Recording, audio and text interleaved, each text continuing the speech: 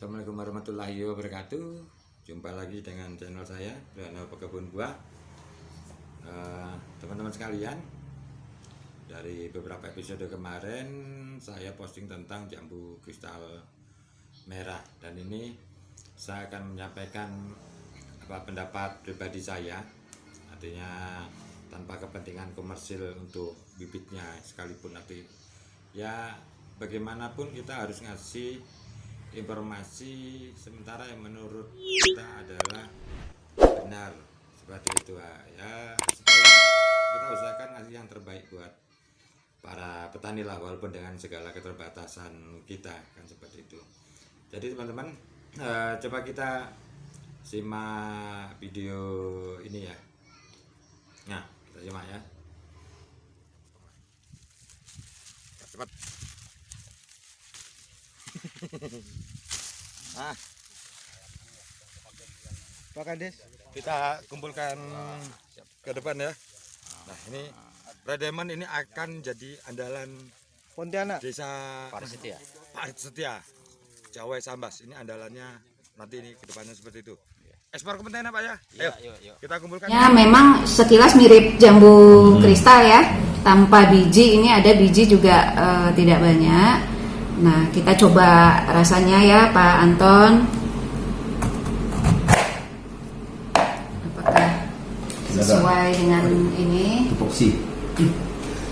Oke. Ini jambu kristal, mirip juga bentuknya jambu dulu, ada mutiara. Mutiara ya. Bijinya juga sedikit.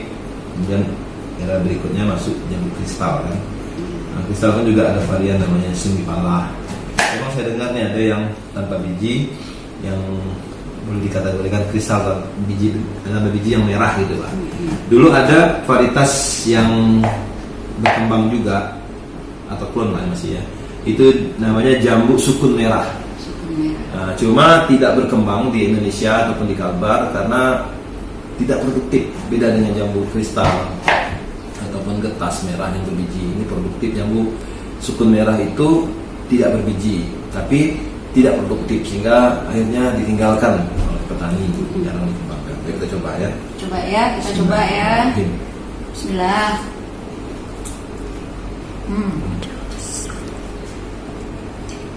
Mungkin karena sudah berapa hari ya, jadi udah mulai agak layu, tapi manisnya masih terasa. Iya. Manisnya masih terasa. Karena ini datangnya dari Jawa ya, kemarin kita dikirimin sama Pak. Oke teman-teman, kalau kita lihat dari video barusan tadi ini, kita lihat memang jambu kristal merah Red Diamond atau Ampausia mempunyai beberapa kelebihan. Antara yang kelebihannya yang jelas, pertama dia manis. Dia manis di atasnya jambu kristal pada saat setelah habis panen ya.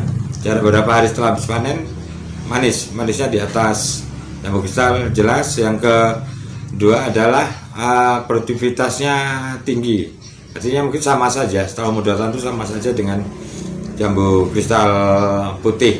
Banyak juga buahnya, lumayan.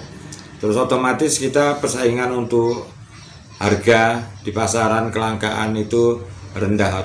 Ya boleh dikatakan untuk sekarang permintaannya amat sangat tinggi. Permintaan tinggi, otomatis kita bisa letakkan harga terserah kita.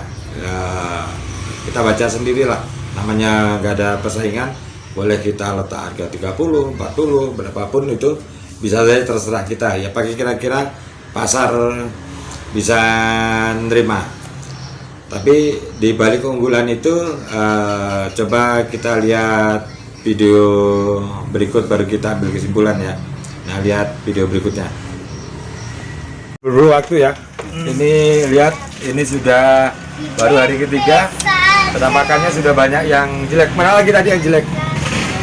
nggak Ya, semua juga. tapi nggak semua ya, tapi banyak juga yang tampilannya sudah jelek, dan dia terlalu lembek ya. Dibuka gitu bisa, kalau dia kerasnya keras. Tuh, lembek sekali. Lembek ya, memang kelihatan nggak ada bijinya sama sekali ya.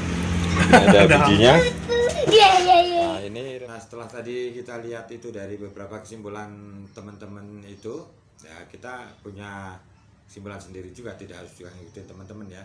Tapi berdasarkan pertimbangan bahwa jambu kristal tadi dia akan berbuah, kristal merah Red Diamond itu akan berbuah lebat normal bagus setelah umur 2 tahun.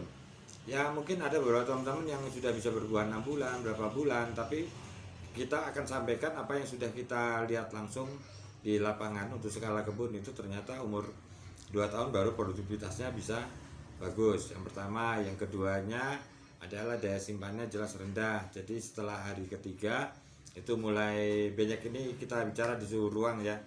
Kemarin ada Mas Heri juga nyimpan di kulkas, katanya bagus selama 1 mingguan ada. Tapi ini kita bicara di suhu ruang, setelah 3 hari apalagi ke 4 hari sudah lainnya manisnya berkurang. Terutama yang kita perhatikan adalah untuk waktu ya 2 tahun.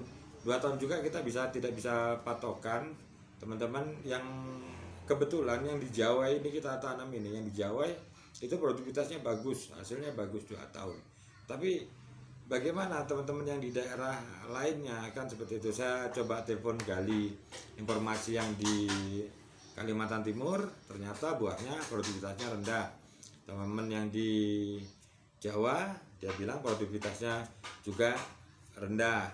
Ya kalaupun ada berbuah itu tidak banyak 1-2 pohon gitu, padahal yang lainnya juga banyak yang rendah. Kalau untuk yang di Jawa ini saya lihat sendiri benar-benar satu pohon itu, satu kebun itu buahnya bagus semua, tidak ada yang rendah kan seperti itu. Jadi melihat kelemahan kelebihannya dari jambu ini, silakan saja ditanam kalau teman-teman yang punya kemampuan lebih, karena mengingat berbuahnya yang di umur kedua tahun. Tapi yang perlu kita pertimbangkan adalah kesesuaian tempat tumbuhnya ya. Jadi itu yang harus kita hati-hati. Lihat di sekitar teman-teman semua, apabila sudah ada yang nanam jambu Red Diamond dan hasilnya melimpah bagus, silakan nanam saja. Tapi yang tidak ya jangan, walaupun daerah bukit sekalipun. Saya sudah, pun yang di Balikpapan dan lain sebagainya, ternyata produktivitasnya rendah. Jadi itu kalau memang sudah ada yang nyata-nyata berbuah bagus, silakan saja ditanam. Tapi kalau untuk di dataran rendah sementara ini yang ada di gambut apa segala itu, saya pikir nanti dulu aja lah. Kecuali ada memang masukan teman-teman yang hasilnya bagus, kita akan bilang bagus, bilang tidak ada kepentingan apapun kecuali kesejahteraan bagi petani. Wah ini agak kusem nih, belum mandi. Oke, teman-teman, itu aja kesimpulan dari saya. Lebih kurangnya mohon maaf, jangan lupa subscribe ya kalau bermanfaat, kalau enggak usah lah. Assalamualaikum warahmatullahi wabarakatuh.